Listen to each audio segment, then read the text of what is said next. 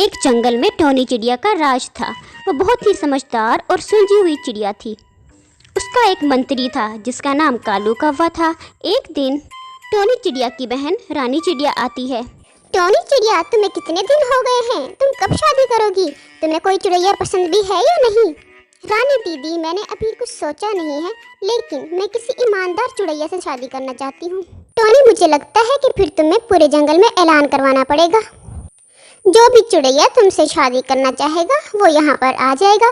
फिर उनमें से जो ईमानदार होगा तुम उससे शादी कर लेना। टोनी चिड़िया को अपनी दीदी रानी का मशवरा अच्छा लगता है और वो कालू कौवे को जंगल में भेजती है। सुनो सुनो सुनो, टोनी चिड़िया से जो भी शादी करना चाहता है वो उनके पास चला जाए।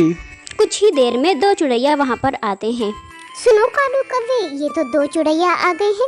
अब मैं इनमें से कैसे पता लगाऊं कि कौन सा ईमानदार है? फिर टोनी चिड़िया को आइडिया आता है और वो कालू कौवे से कहती है, तो कालू कौवे, इन दोनों को सोने के सिक्के दो और तुम दोनों सुनो। नदी के पास जंगल में एक हीरे की दुकान है। मुझे वहाँ से जो भी तुम में से पहले हीरे का हार ला कर देगा, मैं उसी से शादी कर लूँगी। अब दोनों चिड़िया सोने के सिक्के लेकर वहाँ से हीरे की दुकान की तरफ चले जाते हैं। पहले राजू पहुँचता है हीरे की दुकान पर। सुनो चिड़िया, मुझे एक असली हीरे का हार दो। राजू भैया, मेरे पास असली हीरे का हार नहीं है, मैं तो आर्टिफिशियल सामान बेचती हूँ। असली हीरे का हार लेने के लिए आपको जंगल से बहुत दूर जाना पड़ेगा। ये सुनकर राजू चिड़िया वहाँ से चला जाता है ताकि असली हीरे का हार लेके आ सके। फिर बबलू चिड़िया हीरे की दुकान पर आता है हीरे का हार खरीदने के लिए। सुनो चिड़िया, मुझे एक असली हीरे का हार दो। चिड़ैया भैया, मेरे पास असली हीरे का हार नहीं है। अगर आपने असली हीरे का हार खरीदना है तो आपको जंगल से बहुत दूर जाना पड़ेगा। अरे मैं जंगल से दूर जाऊंगा तो मुझे देर ना हो जाए। मुझसे पहले राजू हार लेकर आ जाएगा। मुझे ये नकली हार ही दे दो जो देखने में हीरे जैसे लगता है। अब बबलू चिड़िया नकली हार को लेकर टोनी चिड़िया के पास जाता है। ये लो टोनी चिड़िया, देखो मैं हीरे का हार ले आया हूँ, अब मुझसे शादी कर लो। टोनी चिड़िया का मंत्री उससे कहता है, टोनी चिड़िया, मुझे लगता है कि राजू चिड़िया धोखे पास निकला। वो अभी तक वापस नहीं आया लौटकर। मुझे लगता है कि तुम्हें बबलू से शादी कर लेनी चाहिए। और इतनी ही देर में राजू चिड़िया भी हार लेकर आ जाता है। अब टोनी चिड़िया सुनार तोते को बुलाती है। सुनो तोते भैया, देखकर बताओ इन दोनों में से असली हीरे का हार कौन सा है? हाँ हाँ टोनी चिड़िया, अभी बताता हूँ, तुम फिक्र ना करो। अब सुनार तोता काफी देर तक दोनों हार को देखता है और फिर कहता है, सुनो टोनी चिड़िया, राजू चिड़िया का हार असली है और बबलू चिड़िया का हार नकली है। सुनो बबलू चिड़ैया, तुम्हारे लिए अच्छा होगा कि तुम यहाँ से चले जाओ। तुमने धोखा देने की कोशिश की है। तुम धोखेबाज से मैं शादी नहीं कर सकती। अब बबलू चिड़िया वहाँ से शर्मिंदा होकर चला जाता है और टोनी और राजू चिड़िया की शादी हो जाती है और वो दोनों एक दूसरे के साथ खुशी खुशी रहते हैं। तो ये थी आज की कहानी। क्या आपको पता है कि टोनी चिड़िया की शादी किससे हुई? अगर आपको ये कहानी अच्छी लगी है तो इसको लाइक और ऐसी और कहानियाँ देखने के लिए मेरे चैनल को सब्सक्राइब करना ना भूलिए।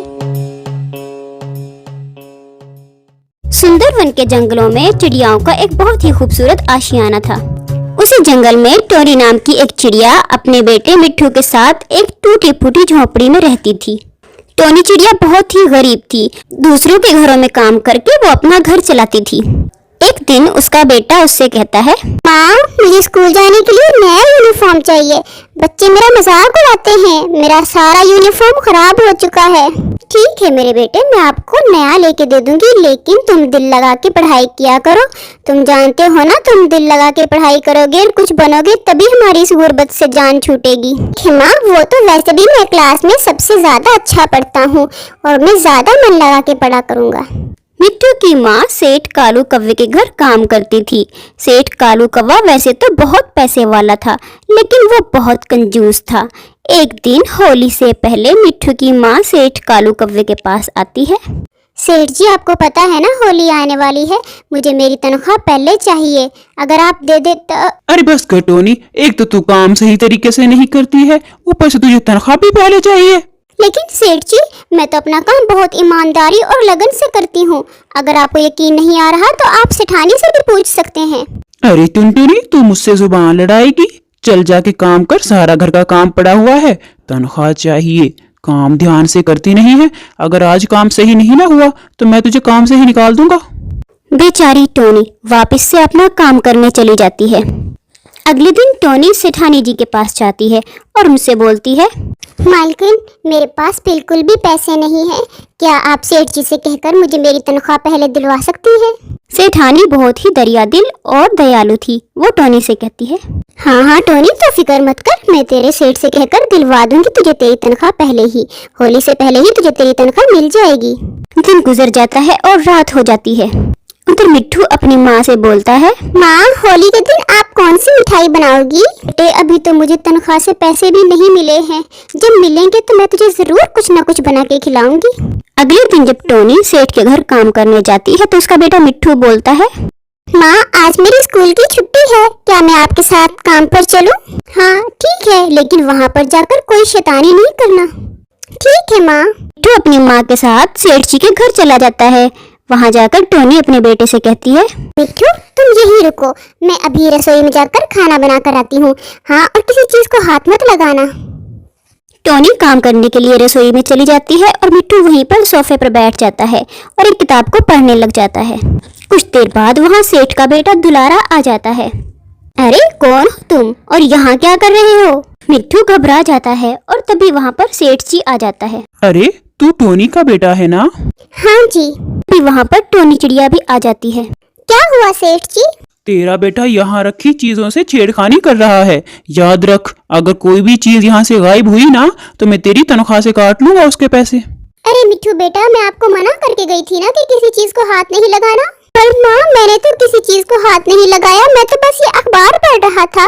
माफ कर देना सेठ जी, मैं अभी इसको लेकर अपने घर चली जाती हूँ। टोनी अपने बेटे मिट्ठू को लेकर अपने घर आ जाती है। उधर सेठ जी का बेटा दुलारा बहुत ही शरारती था। वो अपने पापा का वॉलेट चुरा लेता है और उसको अपने कमरे में ले जाकर रख दिया। हाँ, अब आएगा मजा। मैं इस वॉलेट चोरी का इल्जाम उस चिड़िया के बेटे पर लगा दूंगा। उधर जब सेठ को अपना वॉलेट नहीं मिलता तो वो चिड़िया के बेटे पर इल्जाम लगा देता है। सुन टोनी चिड़िया, मेरा वॉलेट कल से नहीं मिल रहा। ये जरूर तेरे ही बेटे का काम है। नहीं नहीं सेठ जी, हम गरीब जरूर हैं, लेकिन मेरा बेटा चोर नहीं है।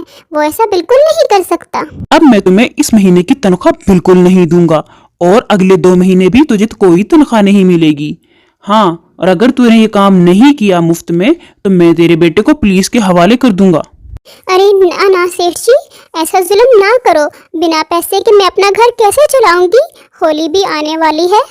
अरे जा यहाँ से, मुझे नहीं कोई फर्क पड़ता। तेरे बेटे ने चोरी की है, अब तुझे भरपाई तो करनी ही पड़ेगी। टोनी रोते हुए अपने घर वापस चली जाती है। उधर सेठानी को अपने बेटे के कमरे से वॉलेट मिल जाता है। अच्छा बेटा, तो ये सारा तेरा काम था? वॉलेट तूने चुराया और इल्जाम उस बेचारी टोनी के बेटे पर लगवा दिया। हाँ, मुझे माफ कर दो। पापा को नहीं बताना, मुझे माफ कर दो। मैं दोबारा ऐसा कोई काम नहीं करूँगा। बेटा, तुझे शर्म आनी चाहिए थी। वो गरीब हैं और तूने उन पर इल्जाम लगवा दिया।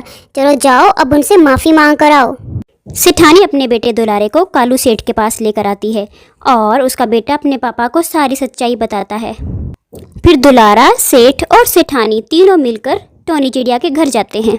अरे टोनी बहन, मुझे माफ कर दे। मैंने सच्चाई को जाने बिना ही तुझे और तेरे बेटे को बहुत बुरा भला कहा। मुझे माफ कर दो।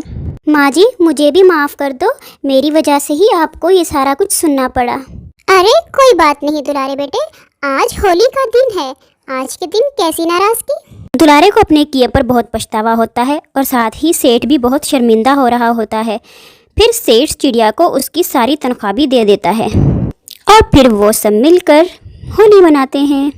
अगर आपको ये कहानी अच्छी लगी है तो इसको लाइक और ऐसी और कहानियाँ देखने के लिए मेरे चैनल को सब्सक्राइब करना ना भूलिए।